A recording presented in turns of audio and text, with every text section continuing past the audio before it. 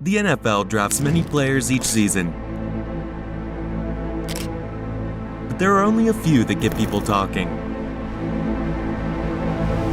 Kenneth Walker is one such newbie who got both fans and experts really curious about what he has to offer.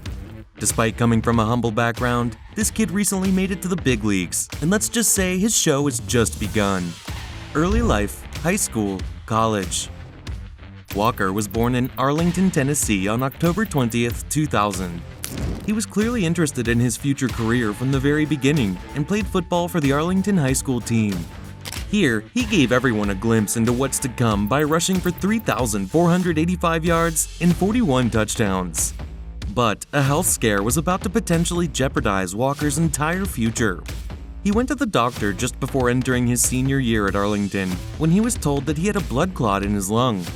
His family decided to get a second opinion after learning from his doctor that he would never be able to play football again. Walker was put on blood thinners as a result of this diagnosis, receiving 2 doses each day throughout the summer before his senior year. Walker was permitted to work out, but no touching was allowed. He started exercising with his father, Kenneth Walker II, and began to take his future seriously enough to get cleared before each game.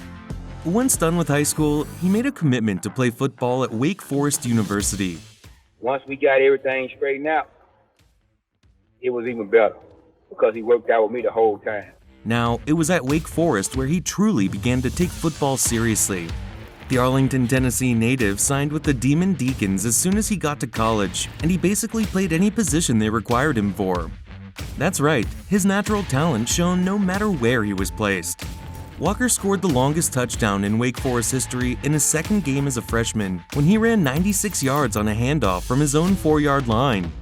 He also scored 17 touchdowns on the ground in Wake Forest's first 2 seasons, cementing himself as one of the greatest players this college had ever seen. He additionally ran for exactly 579 yards in each of the 2 seasons, surpassing the 500-yard mark twice.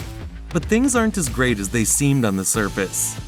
Walker felt constrained by Wake Forest's renowned sluggish mesh offense, where he was frequently employed as a ruse to discover the defensive strategy in the Demon Deacons run-pass, option-based game.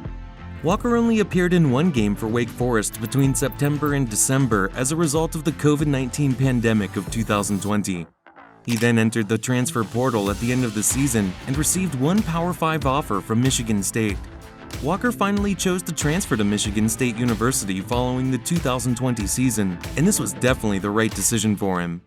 Wake Forest, that was my only Power 5 offer coming out of high school.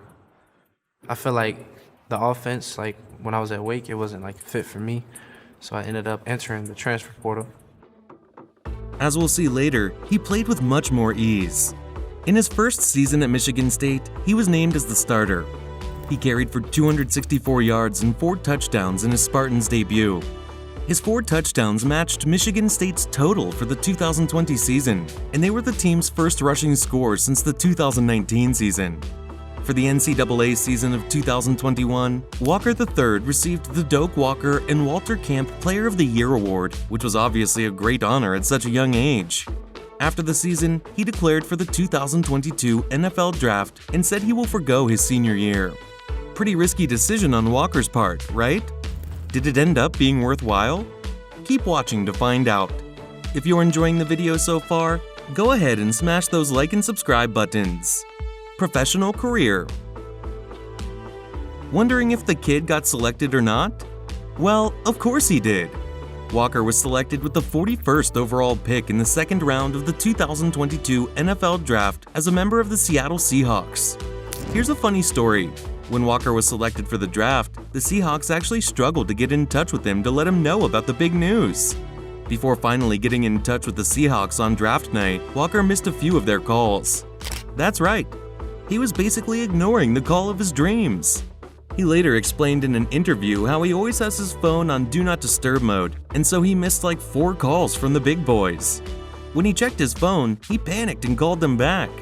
It was only on the 3rd call back that the management team understood the situation and finally gave old Walker the greatest news of his life. Anyways, now finally a part of the team, Walker made his NFL debut in Week 2 against the San Francisco 49ers. He then had a 69-yard rushing touchdown in Week 5's 32-39 loss to the New Orleans Saints.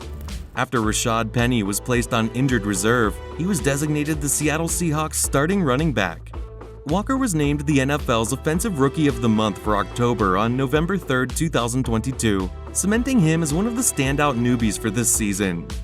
We're really excited to see what the future holds for Walker because his passion for the game is pretty evident. It takes a special kind of person to have had the struggles he did and still stay strong and dedicated.